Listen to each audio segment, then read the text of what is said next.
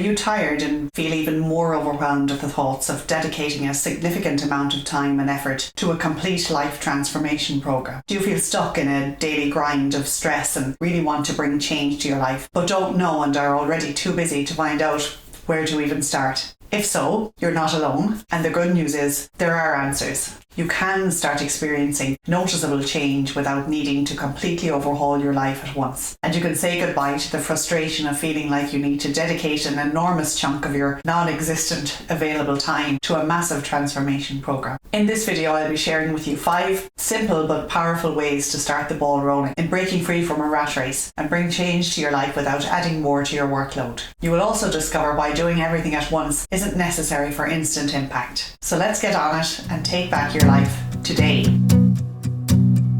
The first of the ways is the importance of feeling. And by feeling, I mean feeling in the physical sensation sense, not in the emotional sense. There's a difference. Think about how you feel when you're about to give a big presentation in the boardroom. You're probably feeling a mixture of excitement and nervousness, right? Emotions, feelings, and thoughts are all going on at the same time when something big happens. When you break it down, these are made up of different parts. There's the emotion part, like excitement or nervousness. There's also the physical sensations you feel in your body, like your heart racing or your palms getting sweaty or your mouth going dry, feeling like you're going to puke, for example. And of course, let's not forget what you're thinking about the situation. That last part is a whole other kettle of fish with beliefs and personal narratives, etc.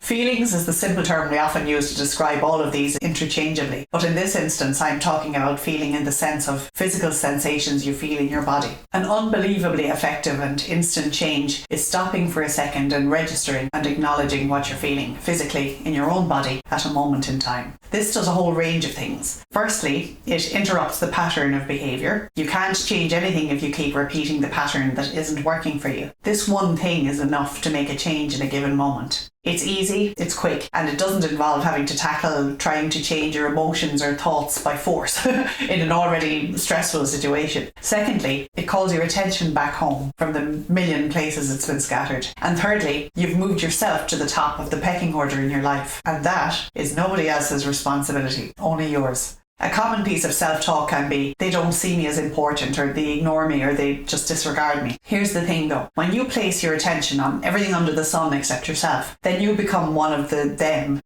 that's not seeing you as important and is disregarding you. And maybe they're seeing that going on and they're just following suit. You know what I'm saying? You teach people how to treat you. Someone once said to me, ouch. So number 2 is tweaking your perspective of body, mind and spirit. You probably know that ancient Chinese philosophy had a unique perspective on the connection between the body, mind and spirit. Bear with me for about 30 seconds while I create some context. In Taoism, the body is yin and is linked to the natural world. It's receptive, intuitive and fluid. It contains life force or qi. The mind is yang, and it's linked to the spiritual world. It's active, logical and structured. It's the source of human consciousness and the essence of a person's identity. Guess what though? The spirit and spiritual world is also yang. It's active, logical and structured. It was similar in Confucianism. The body was part of a larger social and family structure, and the mind and spirit were the seat of reason, intelligence and morality. We know the body, mind and spirit are all connected and play different roles in our lives. They all work together. But here's the point I'm making, and I'm sorry, that was about probably a minute. There isn't some end goal about becoming conscious or freeing your mind through meditation. That's only part of a bigger picture. This realization was so freeing for me. I used to feel guilty about not meditating enough. I thought I should be seeking consciousness as the ultimate balance of yin and yang, the pinnacle of expression of self-actualization. But now I approach everything in a more relaxed and pleasant way. Instead of forcing myself to sit down and meditate for 15 minutes and likely feeling guilty for not doing it, now I check in with my feelings regularly enough, usually while I'm doing regular things, including in work. I become aware of my physical sensations. It's not only freeing, but it's also easy and it brings about change. To me, this is life-changing. And, oh look, here we go again. This perspective elevates ourselves and the regular day-to-day stuff that we spend most of our time doing, because we're human in a material world, to the top of the pecking order in our life. Sound familiar? No more feeling guilty for being human and doing human stuff. No more thinking you should do more meditation when you don't even really like it. And it's just another thing on your long list of to-dos that you don't get to cross off at the end of a long day. Being aware of your body is a massively impactful form of meditation. Did I mention game changer? So, with number 3, we're going to start being nicer to yourself. I bleat on about this a lot, but it's very, very hard to make change if you're either neglecting yourself or if you have a tendency to beat yourself up. What if you let yourself take a rest? Or what if the next time you catch yourself shoulding on yourself, that you stop shoulding? Interrupting this pattern of behaviour is another thing that's quick, easy, and enough to make change in an instant. Even if you don't believe it at first, don't worry about that. Here's the thing. It's tempting to never consider what change actually is, and to fall for the notion that changing your life means outside circumstances around you sort of magically change and then you're happy. The end. Outside circumstances can and do change, but that change is a byproduct of the change that you make in you first. And that's lucky, really, because it's something you have control over, right? Going back to our meditation example, and I'm not down on meditation. Hello, meditation. If you're stressed, overwhelmed and burned out, you're already doing great just by hanging in there. Adding to the guilt of how you should be meditating to relieve stress, I don't think that's helpful. You're doing your best with what you've got in the moment, right? I'm not downing meditation here. Obviously it's amazing and it's hugely beneficial in stress reduction, but this video is about ways to change your life today. Taking up meditation today may not deliver life-changing results today. It may, but it also may not. I see it as more of a long game. Do you know what will deliver results today? Cutting yourself some slack for not meditating and forgiving yourself for being highly stressed and not feeling very able to cope right now. There, I said it. I'm sorry, meditation. I know.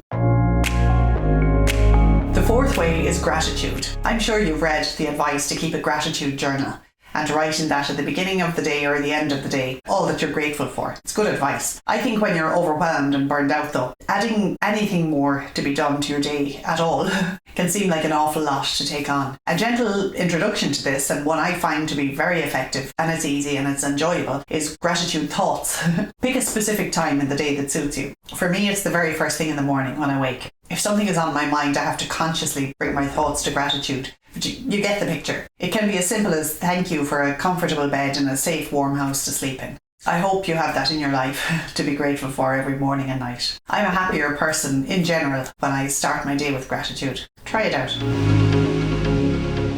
And the last of the 5 ways is to begin, even just begin, to watch what you think and say about your body. Let's walk through this one together. If your body is yin, and linked to the natural world in its receptivity, intuitiveness and fluidity, and if it contains the life force or chi, then flooding it with positive self-talk can only be nourishing and balancing, right? Caring for your body with good food and movement that feels good and loving, appreciative and grateful thoughts and words helps to balance out the development of your brilliant mind that you're already likely good at. It's bringing some yin to balance yang. Practicing habits that abuse the body, including stressing it or denying it good food or enough sleep or hating parts of it, like your thighs or your sensitive digestive system. By this logic then is abuse of yin. It's abuse of the feminine. When you criticise and judge your body and how it looks and how it performs, the same point as I made earlier applies. You risk becoming one of them that criticises and judges you. One that criticises and judges yin. One that criticises and judges the feminine. And when you neglect your body and work it too hard or feed it junk food and negative self-talk,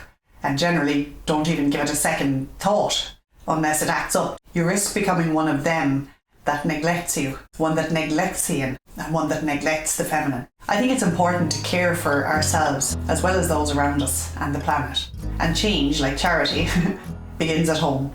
At home in you. You don't need to overhaul everything in your life to see instant impact. Small changes can lead to big transformations, especially over time. The thing is, knowing these ways and even doing them on their own is one thing, but they need some help to bring lasting change in your life. If you really want to make change stick and completely transform your life, well, it starts by clicking this video, because next you want to combine and expand these ways for change into practices, habits, and ways of being that those who feel fulfillment in their life use every day. I promise you it takes what you've just learned and makes it 10 times more powerful and also permanent.